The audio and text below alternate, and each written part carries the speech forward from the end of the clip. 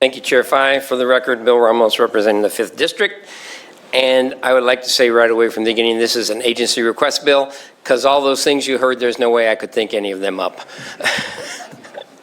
I'm going to try to make this in terms I understand. Basically, we all pay taxes and we all hate doing that. Let's just be clear. But we do it. And the taxes are as they're set in this state, we expect that everybody should pay their fair and equal share as designed by law. Whether we would agree with the law or not, I want everybody to pay the same amount or their share to what I'm paying. And that's the basis of this bill. In this state, we also have the Department of Revenue, which is our basic tax collecting agency. Well, they do most of it, but DOL is our tax collecting agency for our transportation taxes, gas tax, motor vehicle fees, and so forth. So they do a lot of that for us, and the money we then spread about the state. What they don't have is all the rules and regulations and powers that the Department of Revenue has. So one of the main pieces of this bill is to give them the ability, they talked about a team, 6 folks, that would go in place to try to track down folks that are not paying their gas tax. Okay? And also give them the ability that the Department of Revenue has to better protect information, privacy of our folks in the state. So it's giving them more of that piece. Now, what it really means is I had to re-educate myself. We all keep hearing in this committee that we pay gas tax at the rack. Well, I had in my head what that means, but I was wrong. But most of you know that it's not paid at the gas station. When you pump it at the gas, at the gas station, you're not paying the gas tax there.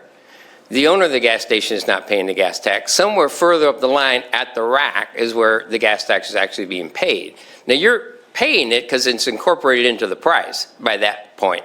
But when the refinery distributes that to trucks and so forth that are going to push that gas out on the road, it's the person that's taking it there that's supposed to be paying the gas tax. I thought it was at the refinery, but it's not the refinery, it's the person taking the gas from the refinery. So the other thing about our taxes in this country is we're on the honor system. Okay? We all report our federal taxes, we report our business taxes. It's on the honor system with the ability that they could audit us and we could get caught, but in general, it's on the honor system. So I'm kind of mixing this all in here to get to the point because I see Chair looking at me with a very inquisitive look. But the point is those folks are not always paying their taxes. As an example, I will throw out, you pick up 6 loads of fuel and you go distribute them. As a trucker, I incorporate that gas tax into the cost that I then sell it to at the gas station. It's in the price there. But I've delivered 6 loads, but then in my business report, I only report 4 loads.